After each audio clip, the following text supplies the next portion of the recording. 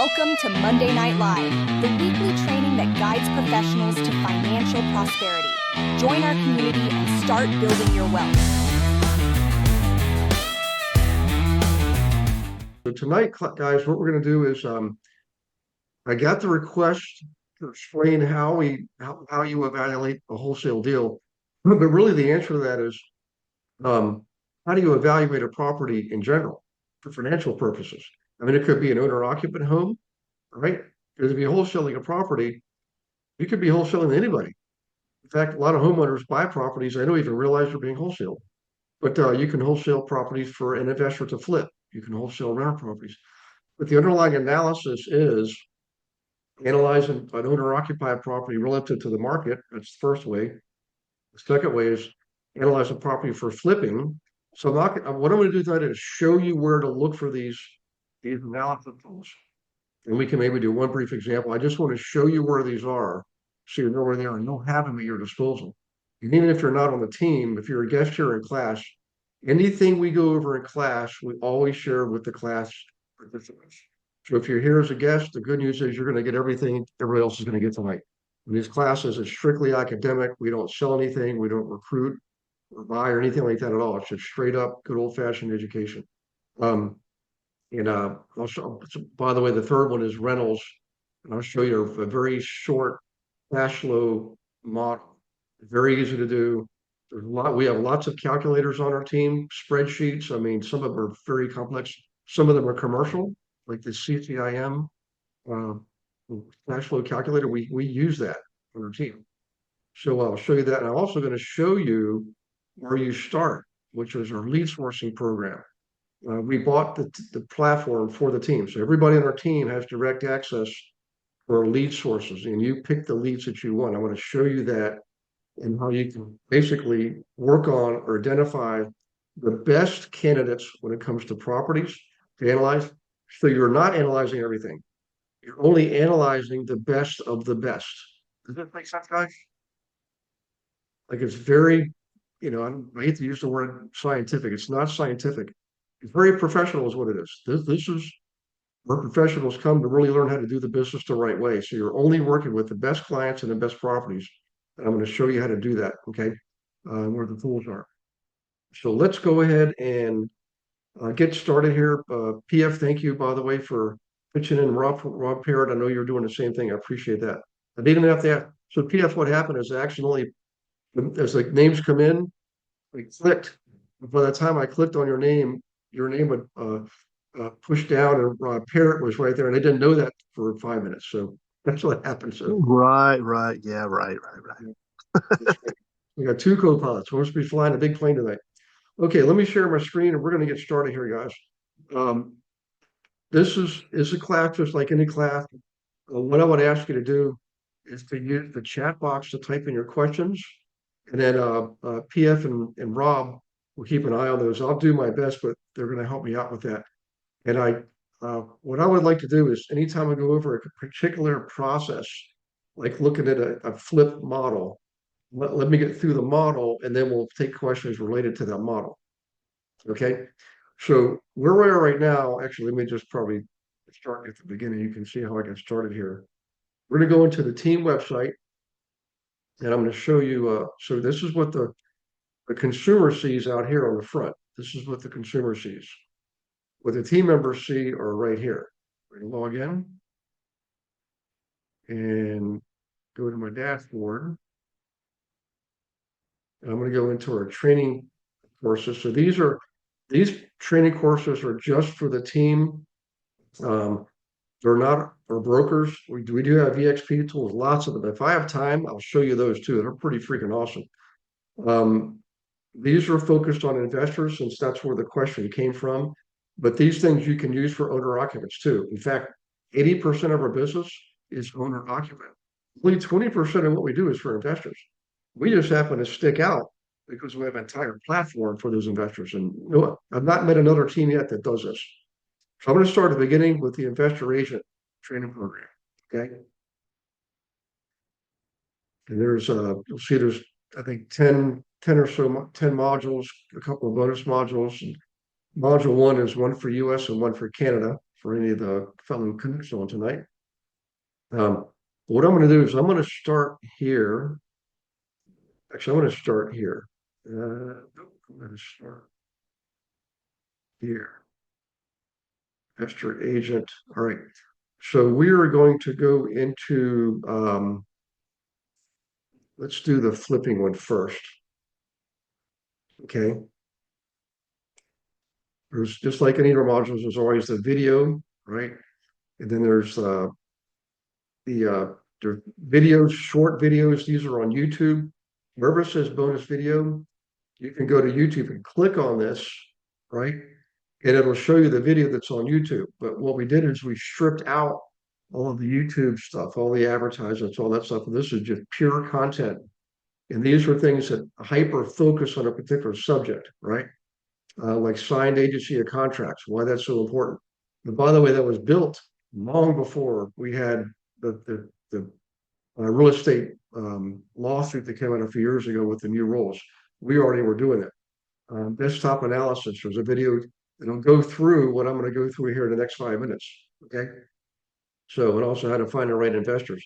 What we're going to do is go to down in the module itself, the text version of it.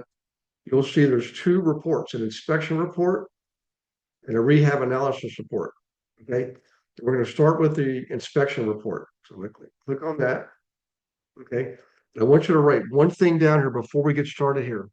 It's called the MAO ARV formula. If you could please write that down, guys. Just write down MAO, the letters MAO, and then below that, write the letters ARV.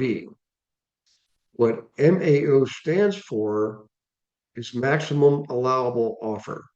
Maximum allowable offer. That's what MAO stands for. And again, this will work for owner occupants and people flipping homes. ARV means or stands for after repair value. In other words, the market value. Once a property is remodeled, ready to put back on the market, you're going to put it out there at market value. You're going to price it correctly because, you know, if you overprice it, it's going to sit. If you underprice it, you're going to leave money on the table. So you price it precisely, accurately, no matter what. Okay. Now, I'm going to give you a ratio. The ratio is this: your maximum allowable offer should not, and I'll say cannot, be more than 70% of your after repair value. So if your after repair value, let's say you buy a house for 300,000, you remodel it, and now it's worth 500,000. Okay. What that means is, based on the 500,000, you can't have more into the property than 70% in order to make a 20% profit with 10% left over for overhead. So that 30% gap is made up of profit and overhead, carrying costs like commissions that they have to pay, things like that. Electric bills while you're remodeling the property, those are your carrying costs. So what that means is that 70% have to be comprised of the offer where you're paying for the property and the remodeling costs. So offer plus remodeling can't be more than 70% of the after repair value. Now, is there wiggle room there? Yes, but not much. So the reality is you almost always are going to have cost overruns. In fact, let me do a quick little test here. Raise your hand, or just you can do the hand raise, the electronic hand raise, or just wave like that with your actual hand. If you've ever remodeled anything in any home, bathroom, kitchen, new roof, and did you ever have anything remodeled cost exactly what you originally thought it was going to cost? Did it usually go over? Everybody's shaking their head. You know, that's just the fact of life, guys. I'm telling you, man. You know, some people say building a 10% cushion. I'm going to tell you it's a variable. The smaller the project, the smaller the cushion. The bigger the project, the bigger the cushion. So if you're going to flip a $500,000 house, you got 100,000 in remodeling, you figure out to keep another 20,000 around somewhere just for good measure. And I'm not making that up. I'm telling you from good hardcore 40 years of experience in investing. That is a real number, right? So in any case, now the way you determine what has to be done is you First, start with this inspection report. This inspection report is just like it says. The inspection report is not intended to tell you how much to spend on the remodeling. It's just intended to tell you what has to be remodeled. So the inspection report is what has to be remodeled. Okay. The rehab analysis report is where you determine the cost of the remodeling. Okay. This is where you list everything out. Every single thing, inside, outside, upstairs, downstairs, lumber, carpeting, electrical supplies, every single thing, every single thing. Okay. Then what you do is, I'm just going to give you a quick little example. Let's say you're out looking for properties to flip. You find a property that if it was to be remodeled correctly, or remodeled to the market, and it should sell for 500,000, when you determine that that property is going to need $100,000 in remodeling, right? What that means is you first got to take 500,000, multiply by 0.7, 70%. Remember we said 70%, right? That's going to give you 350,000. Then you got to subtract from that the 100,000 remodeling. That leaves you 250. That means the most you can pay for the house is 250,000. I know you're thinking, where the heck am I going to find one of those deals? Well, I'm going to show you. Okay. But that's how it works. You buy it for 250, put another 100,000 into it for a total of 350, and you're going to try to sell it for 500,000. You're going to try to keep 100,000 for profit and 50,000 for your carrying costs, including your commission. Okay. So these forms will be in the email tomorrow that comes out after class with the recording. I'll make sure Sugar has those in there. So keep an eye out for those. But the main thing to remember here tonight is when it comes to flipping, you've got to make sure you leave enough cushion in there. That's why I really highly recommend you use the 70% formula. Purchase plus remodeling can't be more than 70% of the after repair value. All right. So if you're a wholesaler, you're going to try to take a chunk out of there of that profit and leave the rest for the whoever you're going to wholesale to, the investor, right? And by the way, I want you guys to know this. I'm not personally advocating wholesaling. I don't do wholesaling anymore. I did way a long time ago in the early days. But what I learned about wholesaling is a lot of people make mistakes. A lot of wholesalers that are just engaged in wishful thinking. They're going to tell you that house is worth 600,000. They're going to believe it. But the facts tell us differently. The facts tell us it's really only worth 500,000. But unsuspecting consumers come along and say, hey, it's a $600,000 house, and they're going to sell it to me for, 400, and I'm going to put another 100,000 into it. I'm going to clear $100,000. The wholesaler is going to clear 50,000, right? Well, that's all wishful thinking, right? And then you find out later on it's really only worth 500,000 ARV. This is why one of the big problems with wholesaling is the wholesalers generally really are not being accurate with their valuations. They also will estimate low on the remodeling. It's another famous thing to do. Okay. And if that's not enough to scare you away, the bigger problem is right now, most of the states now are writing legislation to try to stop wholesaling in its tracks. But investors are entrepreneurs, they'll always find a way, right? So in any case, we have to know about it, we have to understand it, we have to work with those people. Regardless, the underlying analysis is always the same, never changes. Okay, everybody okay so far? If you could just type in the chat box the word okay, or the two letters O and K, that would be great. And if you do have a question, absolutely, please type them in the chat box. Let's see what we got here. So far we got okays. Okay, good. You guys are great. Now I'm going to leave these up here, but what I want to do is I want to go to rentals, wholesaling. I think this is rentals here. Okay. So same thing. There's always a video to watch. And remember, this is in the investor agent program. This is very beginning basic stuff. Everybody gets it on our team no matter what. And then there's future training programs that are more specific, get into greater detail into these individual disciplines, like greater detail in flipping, greater detail in rentals, greater detail in wholesaling, property management. This is more of a primer so that you, the real estate agent, can go out there and walk the walk and talk the talk. You can properly serve your investors. And by the way, the reason you want to do this is this. Owner occupants generally will give you one transaction, right? Maybe 1 out of 10 will refer somebody to you or use you again 10 years later. Whereas investors, if you do it this way, the way we do it, you can count on 4 transactions per client. Which is better, 1 transaction per client or 4 transactions per client? 4 is way better. You know, that's just an average. I've had one client bought 41 properties with me. He was an engineer. So in any case, keep that in mind. It'll also level, it'll make your commission income more consistent, especially in a slow or down market. As investors, they get busier during a slower down market. When owner occupants slow down, investors do the opposite. So, anyways, let's get back to the rentals. Again, you got the video, you've got the actual the text content here to module 6. And you got some calculators down here, some spreadsheets. We're going to stick with the basics tonight. We're just going to click on this one right here. Cash flow analysis. Okay. It's very easy. It's actually, this is probably what I call common sense math and not complicated at all. Just basic, good old fashioned. Most people would instinctively come up with the same exact model here. So you always first account for your gross rent. What are you reasonably going to collect on this rental? Could be a single family home, could be a fourplex, whatever it is, you add up the rents and you do it on an annual basis. Okay.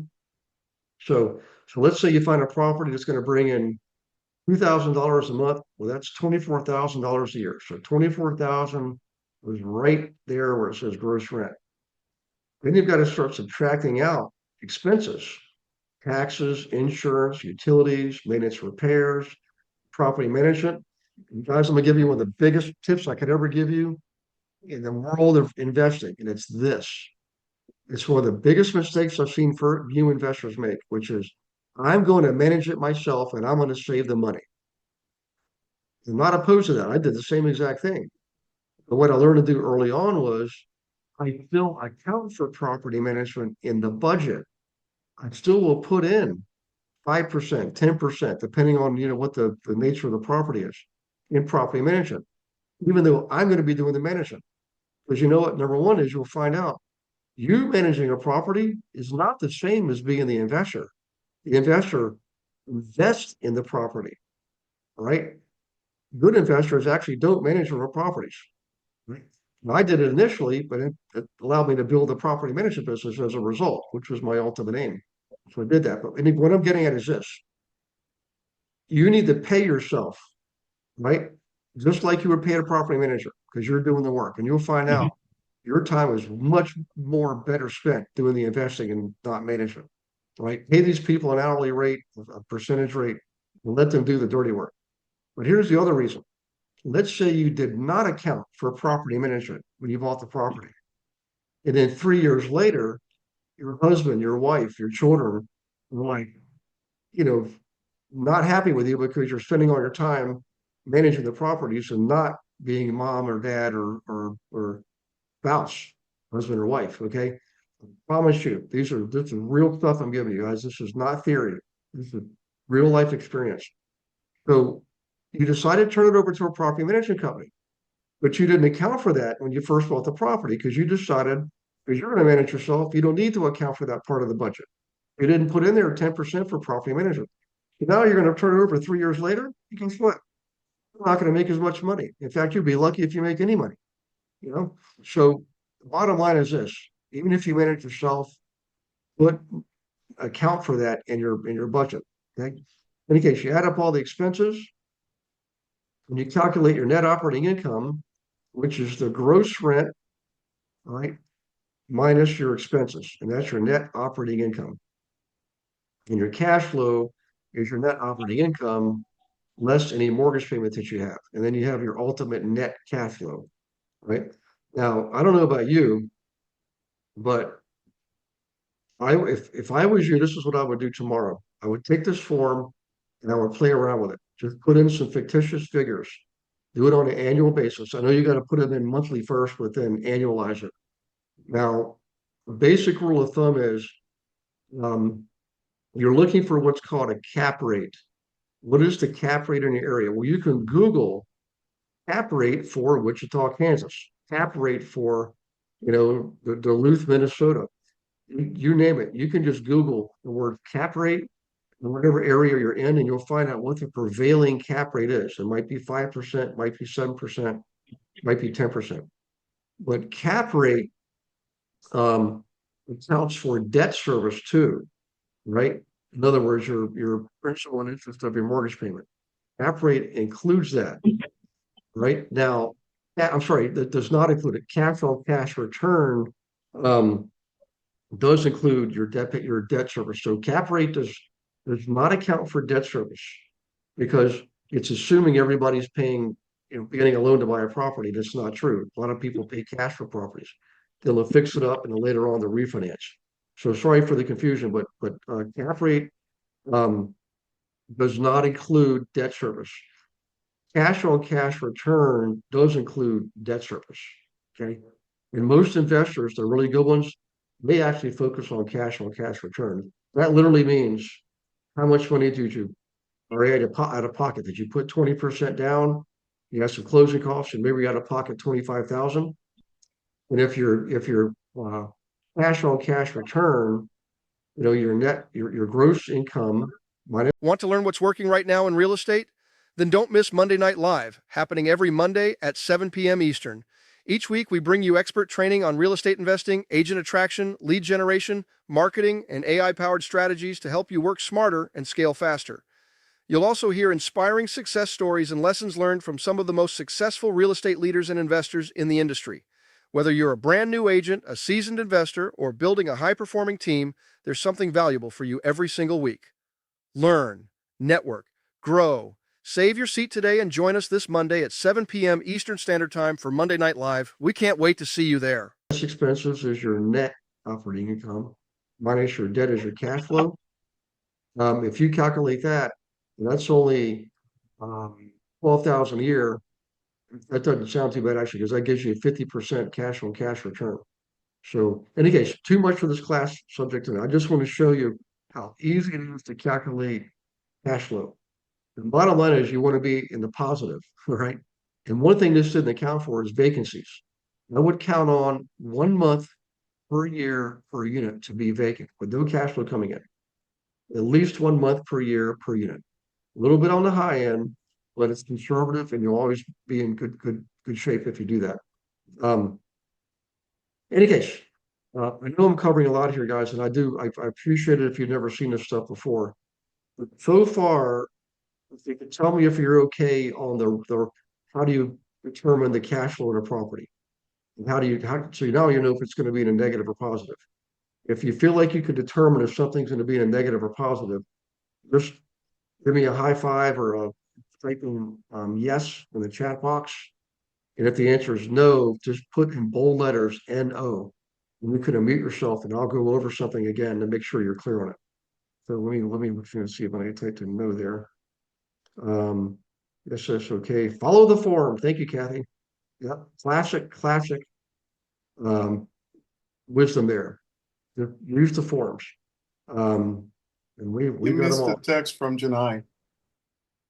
What's that? Janai said that she emailed you a great calculator. Well, there you go. Okay. Well, we do have more advanced ones. We have spreadsheets and there's online. You can literally go into websites, and there's one we use for cash flow analysis. Very in depth, by the way. It's more of a financial analyst calculator. It works really well. In any case, now let me just touch on wholesaling. Really important because it is such a important subject these days. Wholesaling. Here we go. All right. Let me see. How do I want to do this? All right. In the world of wholesaling, and you're a real estate agent, there's two ways to look at this. One way is you're an agent representing a wholesaler. Okay. The other view is you're an agent and you're the one wholesaling. Now, what I want you guys to do is, if that's you, if you're an agent and you want to wholesale, I insist that you go to YouTube. Let me show you here. Okay. And I'm going to look for Gary Wilson, Global Investor Agent. Okay. And there it is right there. Let's click on that channel, 928 subscribers. All right. We've got over 1,300 videos. And what I want you to do is click on playlist right here. Okay. I'm not going to go into all this. There's 16 different channels here. What I want to do is go to the wholesaling tips tab. Let's see here. If you see it, just scream out that you see it. Tips for wholesaling. Okay, click on that one. Oops, sorry, I did the wrong thing. Hang on one second. You go back. There we go. So you get all these videos here. All right. Now, advanced wholesaling strategy. This is what you want to watch if you're an agent representing a wholesaler. Tip number 3. You want to watch that absolutely flat out, 100%, no questions asked.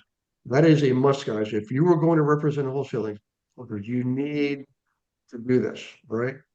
Now, if you're going to wholesale yourself, you need to watch number 4. There are some very strict rules of play if you're an agent and you're going to wholesale. In fact, the bottom line is before too long, you're not going to be able to wholesale as an agent. I shouldn't say that. There's always a way. If entrepreneurs always find a way. This video, I'm going to show you legally how to do it. Okay.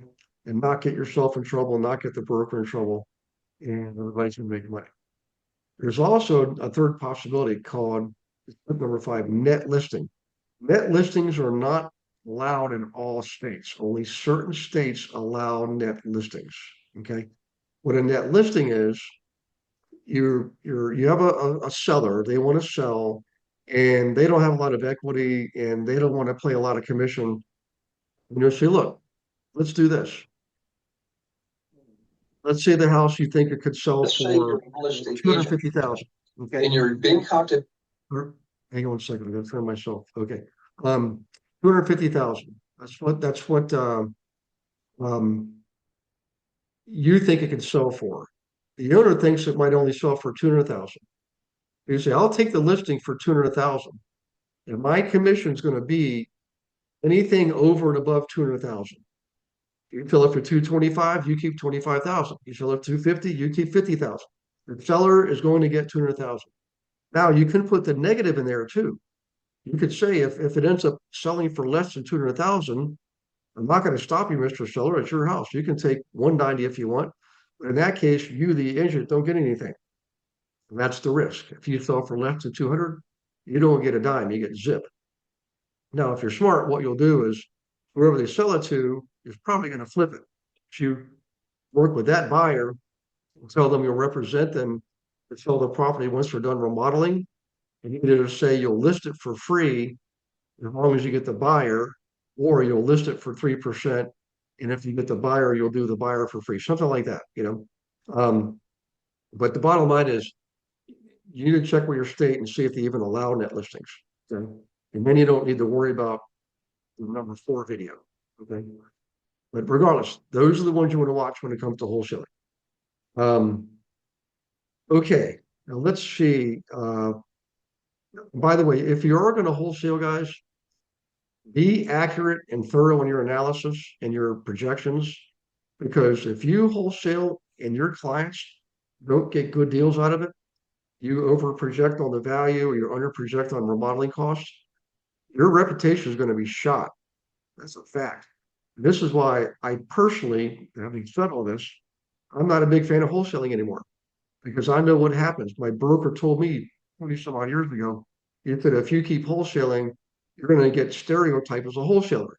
And your very own clients will no longer use you to to sell their properties because they're going to think of you as a wholesaler. They want a traditional agent wearing the nice clothes and driving a Mercedes, right? Selling their houses, and you're going to lose that part of your business. And he was right. So keep that in mind. If you wholesale too much, your reputation is going to pay for. You're going to pay for it.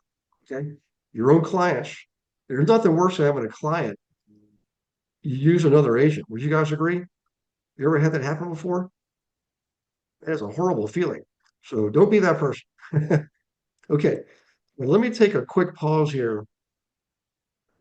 Let's just catch up here. We just went over an awful lot. Um, what I want to show you next is how we actually identify properties. How do we narrow it down to only the properties that have the greatest potential to have value in? Like, in other words, it's basically you're trying to get your client the best deal possible. So you want to get them a property that's priced below market value. Does that sound good? Buying properties below market value? Everybody wants a deal. Everybody wants a deal. Owner occupants and investors alike. Everybody wants a deal. So let's take a look at that. So this is for all the new folks new to the team or guests if you're a guest. We have this portal here called Street Smart. And it's a portal into an underlying software program called Realty Flow, which is really what we're paying for. What Realty Flow does for us allows us to identify the right properties with the right owners who are most likely interested in selling. We can find buyers on here too. In fact, this platform interfaces with all the MLSs in the country, all of them. So if a property is listed, you're already going to know it. You'll know they're not trying to go get listed because it's already listed.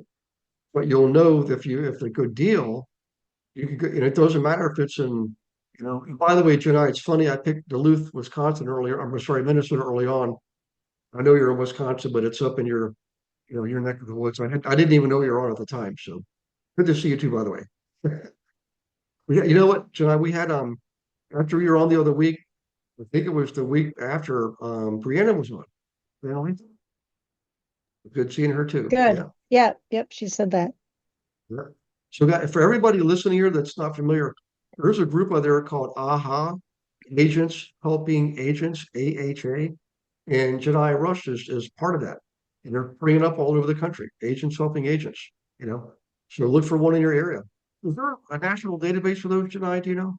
Agents Helping Agents? No, but I do think if you plug into Facebook, there's a lot of them that are listed on Facebook. Okay, good. Thanks for sharing, by the way. So guys, what I'm going to do is let's just pick.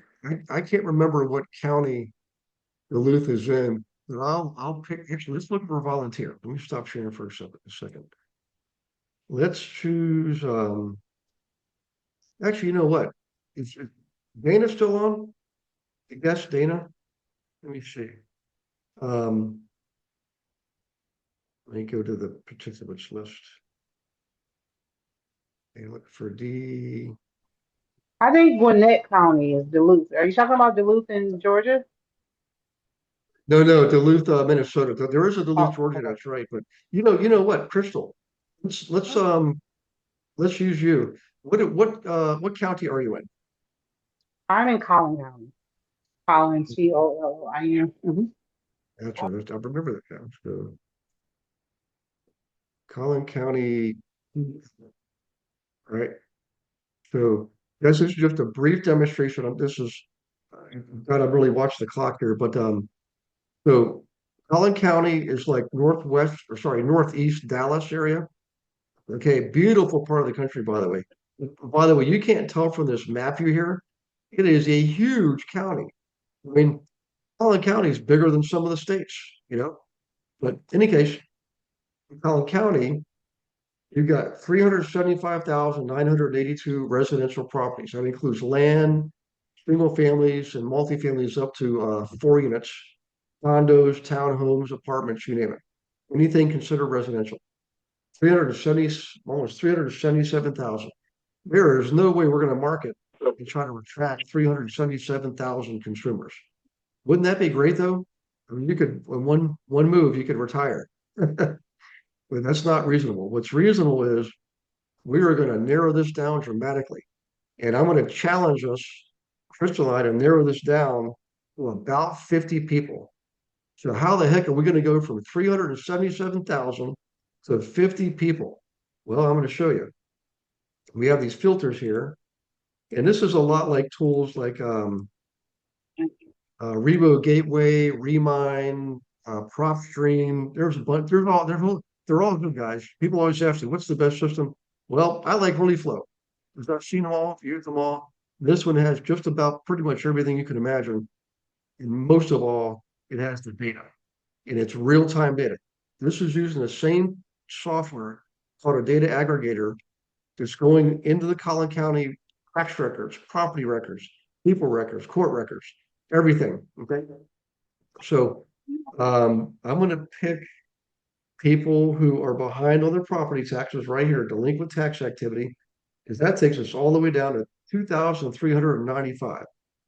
In every county, including Collin County, Texas, and the state itself, really wants all the Texans to pay their property taxes. Would you agree? Yep. Now, having said that, most counties and most states are really, really slack about it. I mean, I've seen places get 3 years, most places get 3 years behind in property taxes before the county ever even starts doing anything about it. They usually wait till a bank gets involved. If there's a mortgage on a property that's not being paid on, that means the escrow is not being added into to pay for the property tax. So that the bank will pay it first for a while, then they'll run out of money, then the sheriff's department will start to send out notices. In any case, long story short, we're now down to 2,395. Okay. So I can take a couple of shortcuts here. I can look for these people that are upside down. That means they owe more than they own, but I'm not going to actually pick that because if they owe more than what they own, they have any money left over to pay things like commissions. No, they owe more than they own. They're in trouble. You know, they got to figure something out, and I'm probably going to move on to somebody else. People in pre-foreclosure, 39. I probably will go for that one right now. Because those people are not in foreclosure yet, they're in pre-foreclosure. So you're still working with them. You get the property listed, then you have the right to go to the bank that has the mortgage and say, I now legally represent Mr. and Mrs. Smith in their home. We know they're a pre-foreclosure. What that means, guys, for those of you new to the game, when something's in pre-foreclosure, the owner still has title to the property, but the bank reserves the right to accept or refuse offers on the property. Because if an offer is not enough to pay off the loan, the bank's not going to allow it, right? So does that make sense, guys? On the property that's in pre-foreclosure? Yeah. All right. Now we also have 211 have owned the property for 25 or more years. Long-term ownership is an indicator of people thinking about selling, so keep that in mind. Okay. People that own it free and clear is 972. Now you might be asking, if they don't have any debt on the property, how are they behind on property taxes? We used to ask the same question and we found out they got so used to having the bank pay the property tax on their behalf through the escrow account for 30 years, they never had to pay it. And all of a sudden now they got to pay the property tax themselves. April comes around and they don't have $10,000, you know, that's what happens. That's a real life event. Let's see, we've got 27 vacancies. That's a pretty good number. We got 67 board investors. That's an investor that's owned it for 10 years or more. But I'm gonna divert here. I'm gonna pick long-term owner because they own the property a long time. They're behind on property taxes. And I'm gonna pick free and clear. That's 24. So they have no debt. So these people are tired of the property. They're already behind on property taxes and they have no mortgage. So they can be flexible. They can do owner financing. They can do all kinds of stuff. Okay. So I'm going to go with the 24. Let's take a look and see what we got here. This one's actually listed, the one at 406 price, but we're going to skip that one. Let's go down to the very next one in McKinney. Azalea Lane. Hey, Crystal, did you see I sent the Zoom link for tomorrow night for you and I? For 8 Eastern? If you're still on, Crystal, just give me a, oh, thank you. Thank you very much. I see that. Okay, so we get the property address. We get what's called smart insights. So we know that the person is an active investor. They own other properties they bought in the last 3 years. They paid cash for this. It was flipped when they bought it. They bought a flip. Somebody flipped the home and they bought it. They own it free and clear. They own it 25 years or more and are behind on property taxes. That's 1, 2, 3, 4, 5, 6, 6 criteria. The more criteria matches we have, the higher quality of the lead. Okay, so this one has a low wholesaling score. It's got a high rental score. In other words, it's going to be a good rental. And it's also pretty decent on the the retail score. We get the owner's information. We know their name. Now looks like the subject property, 140. Yeah, so they actually live in the house. Okay, so they're not absentee owners. We get the property insights, financial insights, building insights, construction. And if there was a loan or loans, we would have all the information, current and past loans. We get all the deed recordings. We get all this information. What we do is we go and download it. We can create a standard CSV file, right? Just download that. We can use it for mailings, skip tracing, everything. And we can also create a social media audience that you can load directly into Meta, for example. So now you can market to these folks on Facebook and Instagram, or LinkedIn, or TikTok, or Twitter, Google Ads, you name it. It's all in there.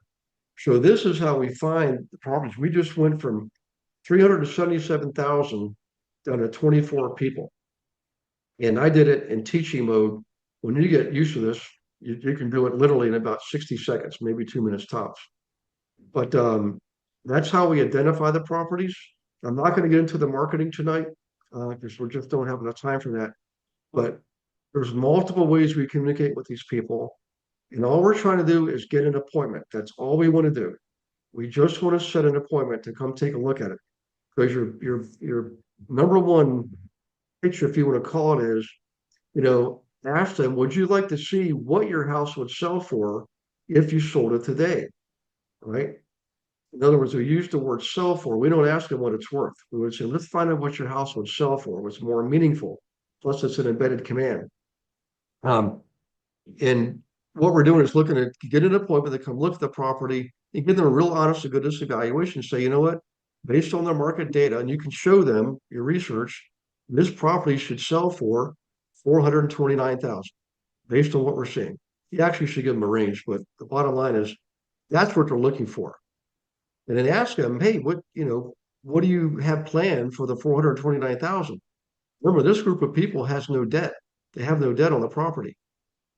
I'm pretty sure they can think of what to do with $429,000. When you start those wheels turning, the only question then is when. When do they want the money? And when do most people want the money? Just shout out what you think the answer is, or type in, when do you think most people want the money? Today, tomorrow, now. right now, baby. Even if they're thinking they're going to wait several months, when they see it and hear it, it's in writing. It's 429,000. It's right in front of them. They got pictures. They got comps. They got all this information. I'm telling you. And all you got to say is just say, look, if you're uncertain, let's just put it out there. It doesn't cost anything for me to list your house. I'm the one doing the work and paying for it. You just sit back and you have veto power. You can say no to every single thing.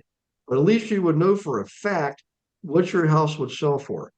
Now, I know, and I know some of you know, the veterans, when you start getting offers and you put them in front of people, they kept saying, I just want to wait.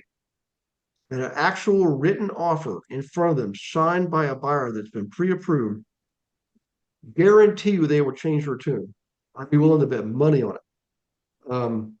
But that's pretty much in a nutshell how we identify properties. We can look for, let me go back to, let me look for one more thing. I just want to show you this.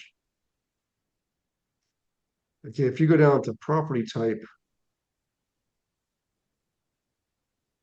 property features, we can focus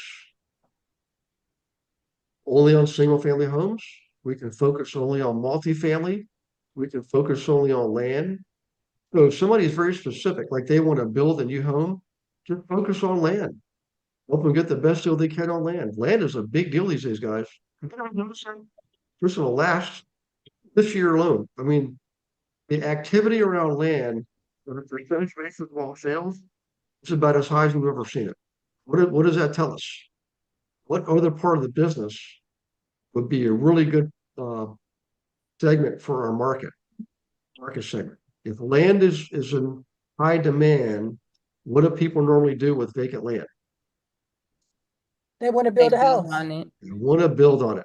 And that's why you go see a person named Robin Lawson, who's on the team, and she teaches new construction. And there's another project we have coming up. We're going to get back to you as far as the start date. But when it comes to new construction, it'll really position you well to take advantage of what we're seeing. Remember, the great thing about you being on the team is we have agents in 60 different markets in 38 states. We can pretty much tell you what it looks like is coming down the road, you know? So instead of you waiting for it to happen, you can be proactive and be in front of it, leading from the front. That's what we call it. Okay. 7 till 8 Eastern. I'm going to start taking questions here. So if you have a question, guys, if you're, doesn't matter if you're on the team or if you're a guest, this is open to everybody. I want you to really walk away feeling like you have at least some idea of what you should be doing when you wake up tomorrow, you know? So, So Gary, I have a question. It's Bonetta. keep it on. So I had sent it up earlier when you were talking in the beginning about the MAO and the ARV. I get texts from wholesalers, not host. Well, yeah, I guess they're wholesalers every day. Mhm. How can I work with them? I mean, I have some investors that are looking for houses, so I get texts from both investors and people and wholesalers. So how do you think I could work with the investors? I mean, the wholesalers that it won't, get me into trouble. Yep, Because I ain't trying good to. question. So here's what I would do. Let me go back here. Let's see, is this it? Flipping, here it is. So, Benetta, this the wholesaling training program, okay? Yeah, Let me go yeah, back to the dashboard. yeah. So training courses, it's this one right here. The second to the right, the last Okay. one is commercial. So Mhm. if you see left to right, we're kind of building ourselves up. Flipping is pretty basic. Rentals can get a little more complex. Property management's more complex. Wholesaling is more complex. And commercial, remember, this is the first training program we had at eXp for commercial. Robert Creamer and I wrote this together. He's one of the top commercial agents in eXp commercial. But go into the wholesaling program, okay? And if you don't have a Bonetta, just email Sugar and ask her to unlock it for you, okay? So Mhm. now in here, like if I go to module 1, um, actually it doesn't have the title. Oh, what is wholesaling? Module 2, and they're going to tell you how to identify how to find the buyers. The key to wholesaling is having buyers first, and then you find the properties that fill the need. You've identified the demand first, you get the buyers, and you bring in the properties. They could be your listings, or they could be other agencies' listings, or it could be wholesale deals. Okay. Now, when you work with a wholesaler in here, you'll find more and more content as you go forward, Bonetta. Module Mhm. 3, like the proper business structure, really important. Really important that you study that. And it won't take long. Locating properties, we just kind of went over that. But this is what I recommend. When you're working with wholesalers, always get your agreement in writing. They're going to try to get you to be the bird dog. They go to find them the buyers. First sign of trouble is they've already got something under agreement Mhm. and they don't have the buyers. That tells you right away they're doing it the wrong way. They got the property in agreement first. without having the buyers. You're the smart one. You know to get the buyers first, find out what Right. they need, then go find the deals. Um, Finding non-MLS inventory. So So in any am I case, understanding you to say that I should have an agreement with both the wholesaler and the buyer? Well, the buyer, of course, because he's the buyer, yeah, but the wholesaler as well?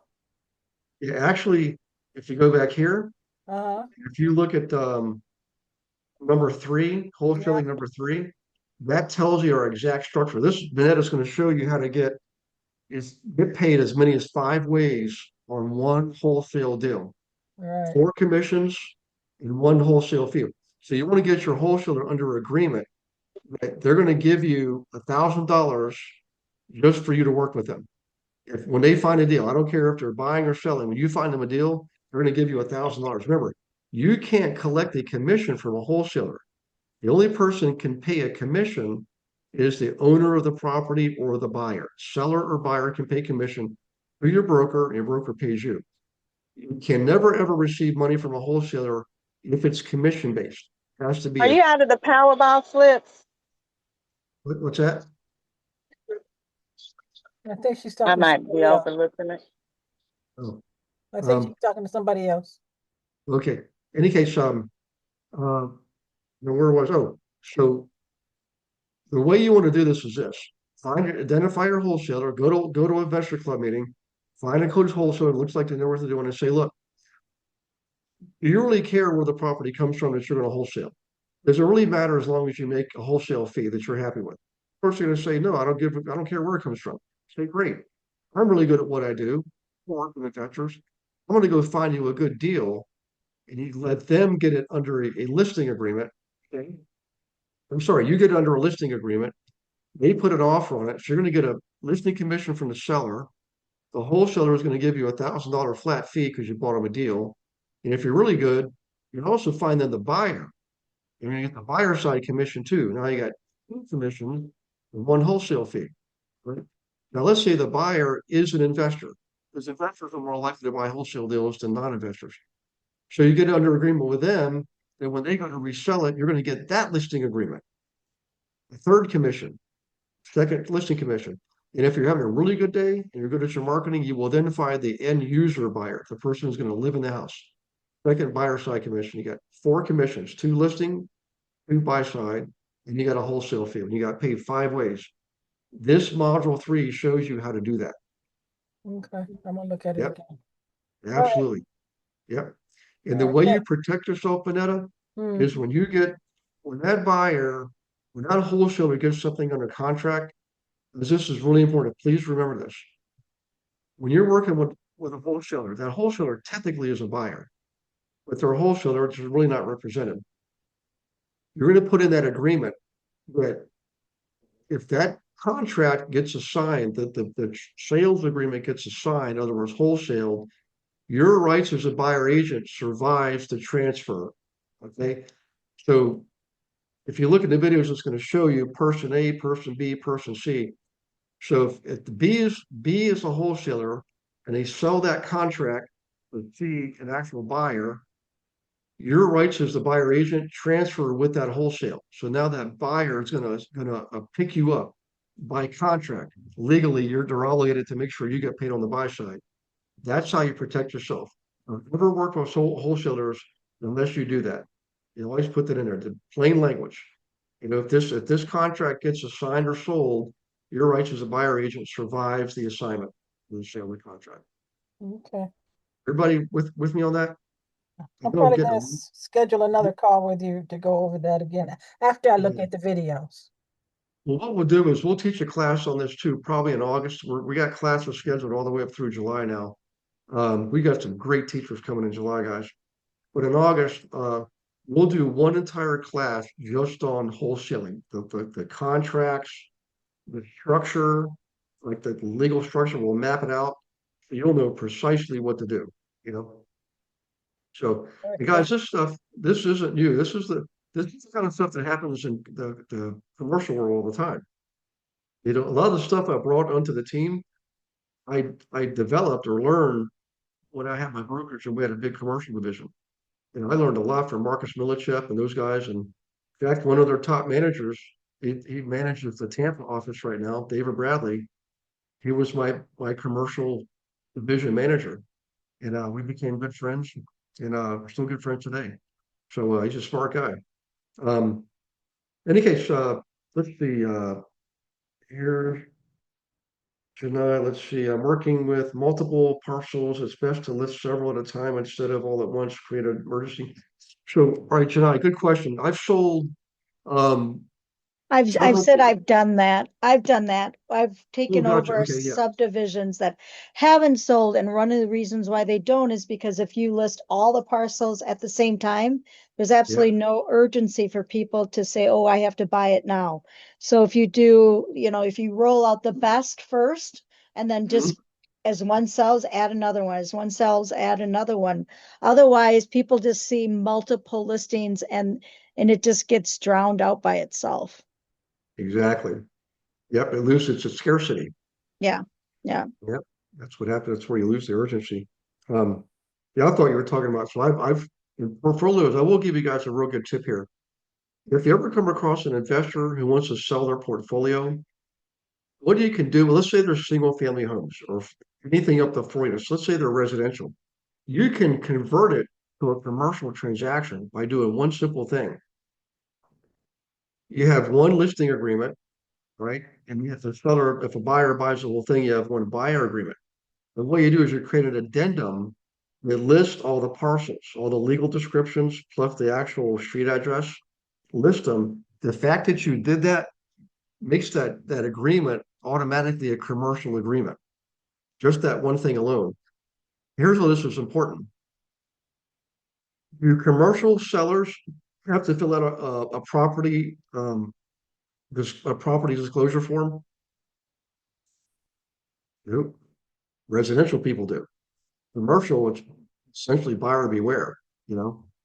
So in any case, it allows you to invest your properties, I think they're commercial anyways, if they're not owner occupied, but to meet the law, if you've got a portfolio of properties, it's best to sell those in a portfolio, but just have separate addendum. Now in the MLS, you actually list them separately, like what I was talking about. You put them out there separate parcels, all day long. But this is what Janai was talking about was land, and you're looking to sell land because you want builders to build there. What Janai was saying is a great idea for that. But for big investors that have portfolios that want to sell, um, do the way I described there because it'll help you stay out of trouble, essentially. It'll reduce the risk for you. Okay. Um, okay. Well, we covered a lot tonight. Um, everybody okay? Was that too much too fast? I mean, you want another class? So we like how about if we did a class on wholesaling? Would that help? And just really flesh it out completely? Just raise your hand or type yes in the chat box if you want to do that. And then we'll do the same thing on rentals. We'll go through the CCIM cash flow analysis form, which is a spreadsheet. It uses the ratios that we use in commercial, and we just apply them to residential. So still money. It's investing money. We'll do that one. If there's anything else you want to learn, do just like Kimberly Soto did. Kimberly Soto is the one who asked for this class. So she can't be here because she's doing something with the church tonight, but she'll get the recording tomorrow. She'll have everything in her that she was asking for. So if you ever do have something you want to learn, um, just ask. Hey, Rachel, how are you? Rachel Serrano, if you're Oh, still there. oh, I'm very well, thank you, Gary. Oh, it's good Can to you see hear you. me? I can. How are things out in beautiful, sunny Southern California? Us, actually, everything's we're doing great. Weather's still good for us, not too hot. I think I need to set up another meeting with you fairly soon so that I can make my move, but definitely the wholesaling class would be a plus for me. Yeah. Yeah, definitely, guys. For those of you who are on the team, absolutely. One-on-ones is what we need to do. This is classroom type stuff. This is teaching. Training is what we do in the huddles. There's a small group, 10 people. But the coaching, where we get really strategic, that's in the one-on-ones, guys. Every one of you is separate and unique. Every one of you has different motivations, different goals. But you've got to do the one-on-ones, especially if you're new to the team. You got to set up that first initial call with me so we can go through everything first, make sure you got all of your systems in place, and then we can do our strategic planning. We'll do the vision exercise, and we'll get granular, like deep level, detail level stuff. And Jackie, thank you for your message. I saw that. And actually was going to mention that, so you prompted me to say it. So thank you, Jackie. And then just use my scheduling link.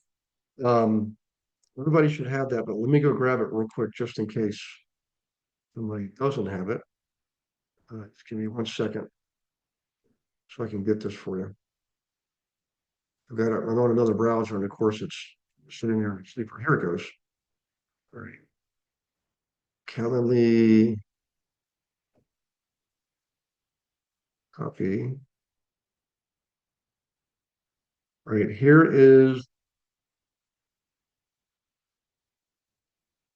everyone.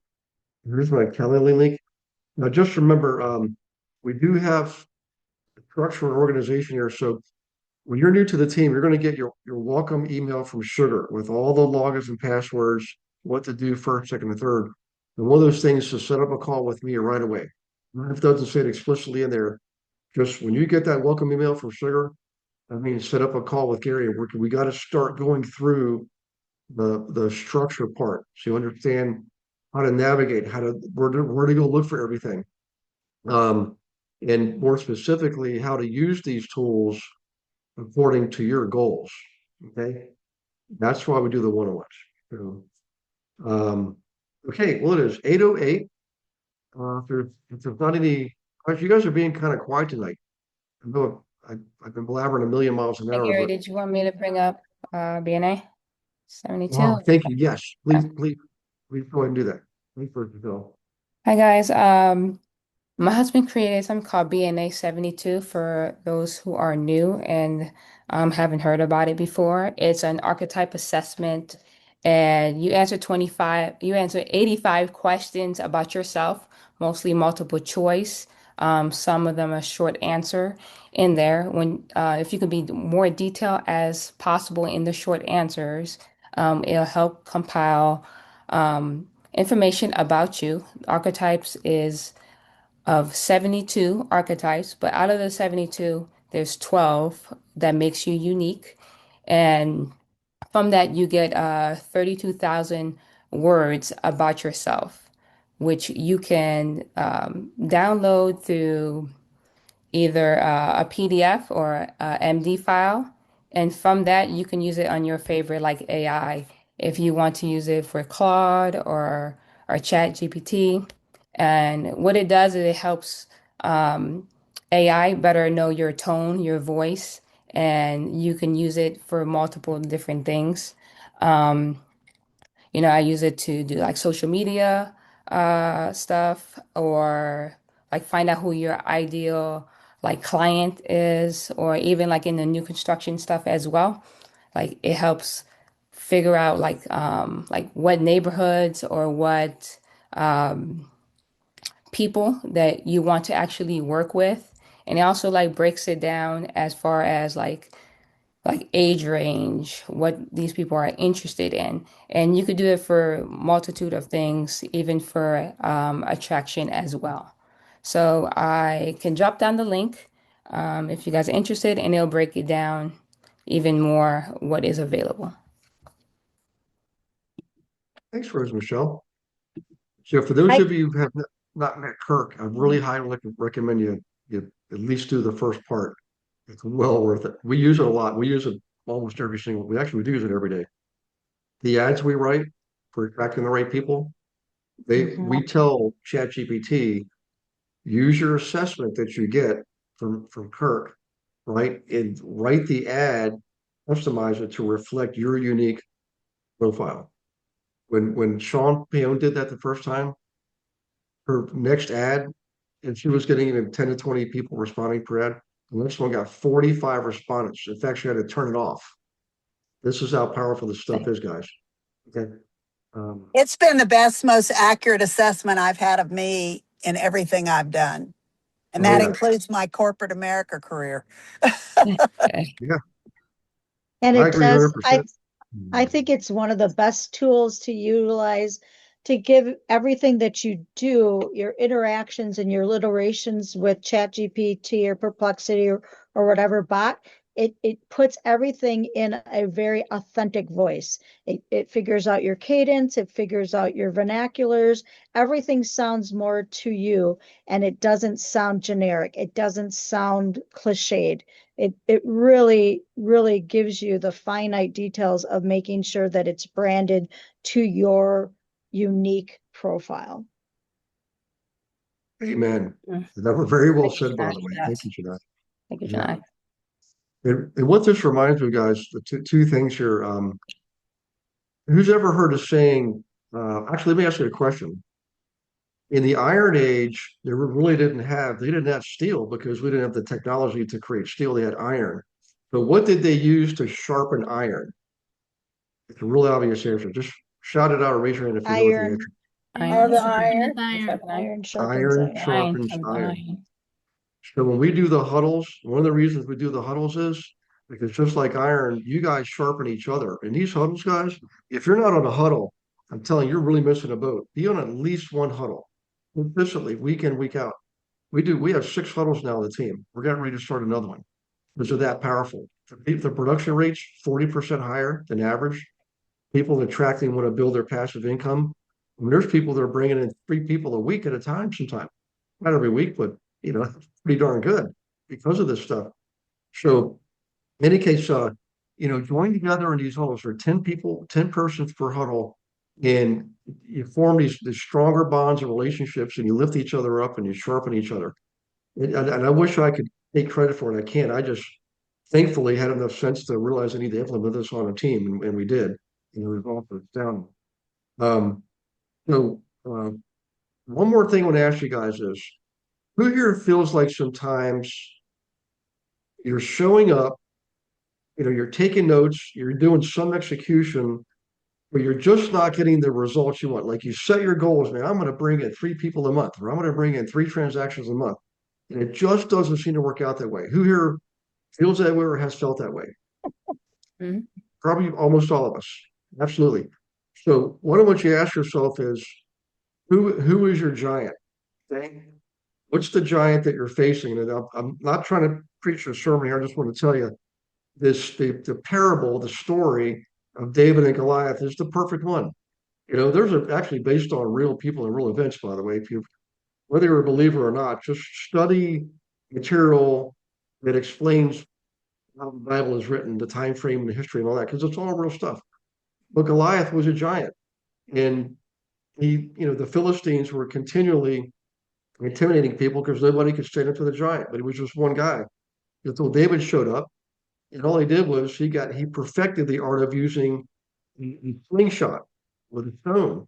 He got so good at it, he could hit a bird out of the sky. That's how good he was. He stepped forward, a teenager stepped forward and said, I'll take on Goliath. Everybody laughed. He lets go of the stone, hits the Goliath right between the eyes and kills him. You know, so that's just meant to let you to encourage you um, to face your giant head on. Just write down tonight when you go to bed, what is it that you think is holding you back? It's usually something internal. Okay, it might show up in the outside world. Remember, your outside world is simply just a reflection of you. That's all it is. It's a mirror. Okay, so what is it inside you that's holding you back? In most cases, I can tell you right now, it's just a matter of taking that first step, put one foot in front of the other. I don't care if it's a thank you card, a single phone call. Just do it. Just pick somebody and freaking call them. All right. And just break the seal, poke through that magic cellophane sheet and moving forward. Just do it. Set up your one-on-ones because I'm going to help you do it. That's what I'm here for. Okay.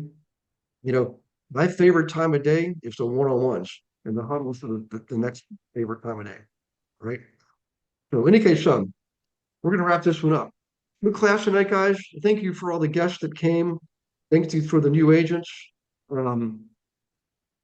are almost done with the first half of the year. And I'm going to put some numbers up in the next 2 weeks to challenge you guys in the second half of the year, especially if you haven't hit your numbers yet. Who here wants to be challenged in the second half of the year? Good. That's what winners do. You know, you want to be challenged. So we're gonna challenge you, and I'm going to be right there with you every single step of the way. Okay. All right. You guys have a good night, and I will see you on your one-on-ones and in the huddles. And next Monday, Naya Petruka is going to teach subject 2. Speaking of subject 2, how about them apples? So come on for that one because she's awesome. She's really good. I've actually been to her house, and if you saw her house, you would know why you want to listen to her when she teaches how to use subject 2. Okay, pretty spectacular. Great. God bless you guys. Have a good night. Okay. Thank you for watching Monday Night Live. Consider subscribing. Agents, want to learn more? Schedule a call with Gary using the link in the description.